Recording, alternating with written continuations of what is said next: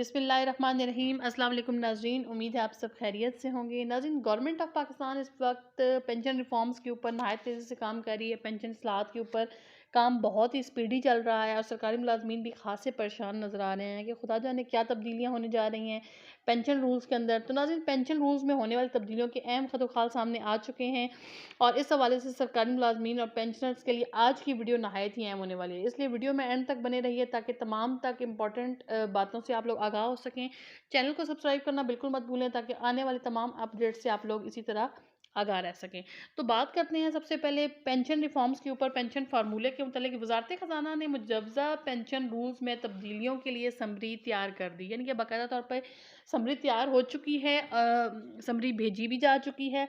अभी कोई final notification आना बाकी है, लेकिन तैयारी पूरी हो चुकी है। आठ अहम पॉइंट्स हैं इनके पेंशन रिफॉर्म्स के, जिनके ऊपर बात होने जा रही है।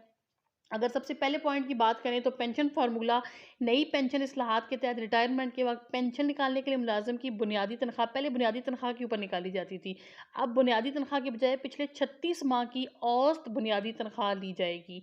और क्या होगा मुस्तकबिल में कि सरकारी मुलाजमीन को आखिरी तनख्वाह की बुनियाद पर पेंशन नहीं मिलेगी। जो आइंदा पेंशन होगी वो आखिरी जो बुनियादी तनख्वाह है उसके ऊपर नहीं मिलेगी, बल्कि 36 माह की औसत के ऊपर दी जाएगी। और अगर पेंशन में सालाना इजाफे की यहाँ पे बात करें तो इन इस्लाहात के तहत पेंशन में कंपाउंडिंग इंक्रीज जो है वो ख़त्म हो जाएगा और पेंशन में इजाफा रिटायरमेंट के वक्त नेट पेंशन पर दिया जाएगा। जी, इन इस्लाहात का ये हिस्सा है और आइंदा साल पेंशन में इजाफा नेट पेंशन पर ही निकाला जाएगा। ये बातें जो हैं, ये तमाम बातें इन पेंशन रिफॉर्म्स के अंदर बहुत क्लियर और वाज़े कर दी गई हैं, क्लियर करके बता दी गई हैं। नई तरीके के तहत पेंशन का तयन आखिरी 3 साल की तनख्वाह की औसत पर होगा, यानी कि वही बात कि 36 माह की औसत बुनियादी तनख्वाह ली जाएगी पेंशन निकालने के लिए। अच्छा, अगर पेंशन सिस्टम की नाज़रीन यहाँ पे बात की जाए तो नई पेंशन इस्लाह के तहत पेंशन कम ग्रेजुएटी स्कीम 1954 को जो है वो ख़त्म करके कंट्रीब्यूटिव पेंशन सिस्टम जो है वो नाफिज होने वाला है, यानी सीपी फंड जिसको कहा जा रहा है। कंट्रीब्यूटिव पेंशन सिस्टम जो है, फंड जो है वो नाफिज किया जाएगा और पुराना निज़ाम जो है वो ख़त्म हो जाएगा और नए निज़ाम में सरकारी मुलाजमीन की जानिब से पेंशन फंड में हिस्सा मिलाया जाएगा। इतना ही गवर्नमेंट की जानिब से हिस्सा मिलेगा और इस रकम को इन्वेस्टमेंट स्कीम में लगाकर जो सालाना मुनाफा उससे हासिल होगा वो मुलाजिम को दिया जाएगा और रिटायरमेंट के वक्त पे जो है रकम दी जाएगी। असल में ये है, पेंशन में सालाना इजाफा सिर्फ सालाना महंगाई के साथ ही मुंसलिक किया जाएगा। जो सालाना इजाफा लगेगा वो महंगाई के साथ ही उसको मुंसलिक किया जाएगा और उसके लिए भी बाकायदा तौर पे कहा गया कि अगर उसकी शरह 10% से बढ़ जाती है तो ये जो है सालाना इजाफा लगेगा, कि अगर महंगाई की शरह जो है 10% से ऊपर चली जाती है तो।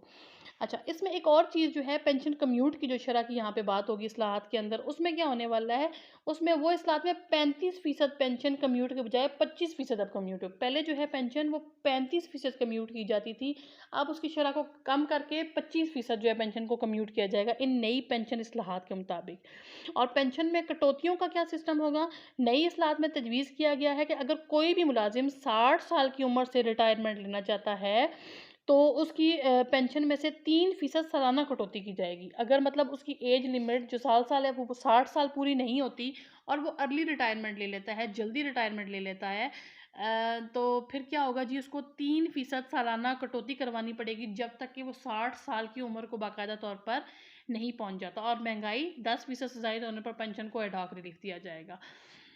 अच्छा, समरी जो है वो पे एंड पेंशन कमीशन की 2020 की सिफारिशात की रोशनी में तैयार की गई है। ये सारा फार्मूला जो है उसमें 2 और अहम बातें जो मैं आपके साथ यहाँ पे शेयर करूँगी कि नई पेंशन इस्लाहात में सरकारी मुलाजिम के लिए ये इख्तियार होगा कि वो पेंशन में से सिर्फ एक ही पेंशन, जो लोग 2 पेंशन लेते हैं उसका भी यहाँ पे अब सिस्टम ख़त्म हो चुका है।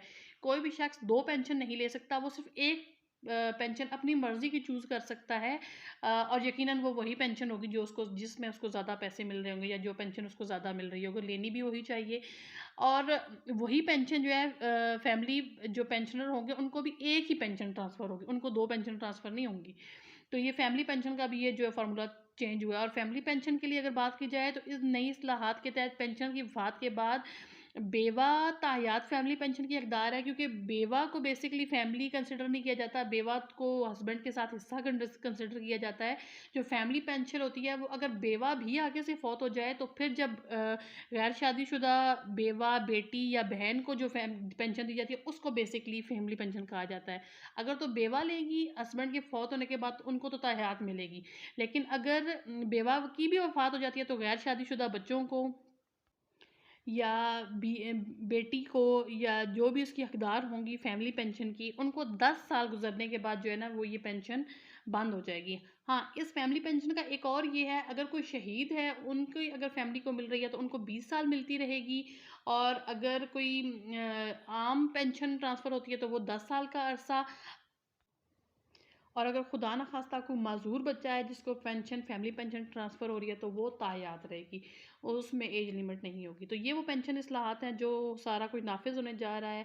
उम्मीद है आज की वीडियो पसंद आई होगी, इन्फॉर्मेटिव लगी होगी। बहुत जल्द दोबारा हाजिर होंगे ताज़ा तरीन अपडेट के साथ। चैनल के साथ जुड़े रहिए, दुआओं में याद रखिए। अल्लाह हाफिज़।